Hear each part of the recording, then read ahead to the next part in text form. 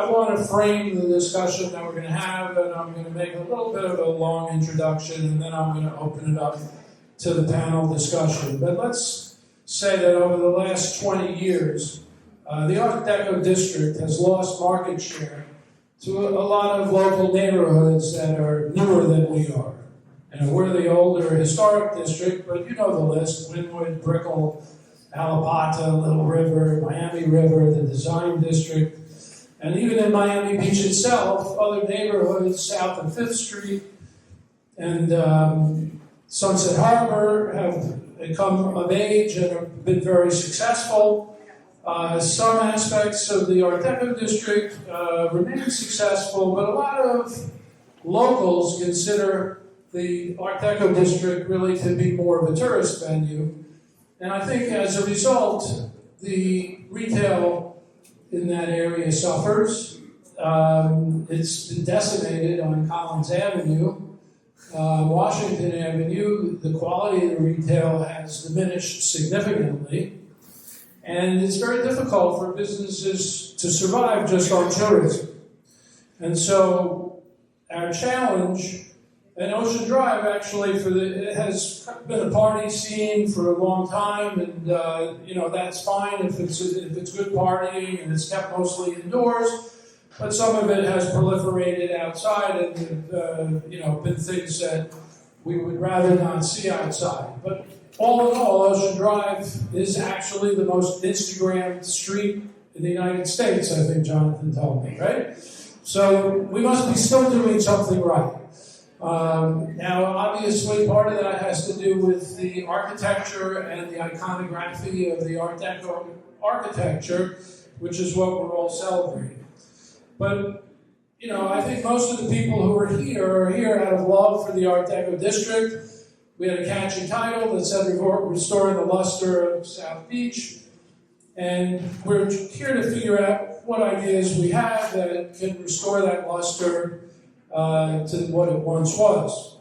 Now, after all, the concentration of the Art Deco buildings is totally unique and attractive, and the 100th anniversary, as I mentioned before, of Art Deco in Paris is from 1925, is here this year.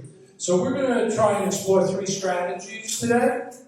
One is pedestrianization of more of our streets, dedicating more areas to bike lanes, which we've started to do, but hasn't been totally successful. Pedestrianization has been successful in so many places, in European capitals, New York City, and Times Square, Lincoln Road. I mean, the best example, I think, in our city is Espanola Way in the first block between Washington Avenue and Drexel. I mean, it's amazing how packed the restaurants are there because that street is closed to traffic, and it just has a vibe and an atmosphere that you don't get in other places where there's traffic that's streaming by. So we're going to be talking about opportunities for pedestrianization, bicycling, and maybe a pilot project for pedestrianization in other areas that Bernard is going to talk about if we can hear him. And so, that pedestrianization scares some of our business owners because they feel that it might negatively impact their business, and so we recognize that, and we're here to make them part of the conversation as well, because one thing we know from trying to get things done in the city is that if you don't bring all the stakeholders together and have all their interests heard in a community conversation, nothing good will ever happen from it. And all the good things have happened that way, not shoved down anybody's throat, but really by process of consensus building. The second strategy that I want to talk about that's come up is building residential apartments on some of our commercial streets. It's been proposed over the years for Washington and for Collins. Mayor Gelber and Mayor Levine both had this concept for live, work, play. And so, that's come back into vogue again. In fact, the Miami Beach Commission and the Planning Board have approved a proposed ordinance on first reading, planning board on 2 readings, but the commission on first reading, to allow for an increase in the density on Washington Avenue for residential from 2.0 to 4.0, and an increase in the height limit to 100 feet, and no parking.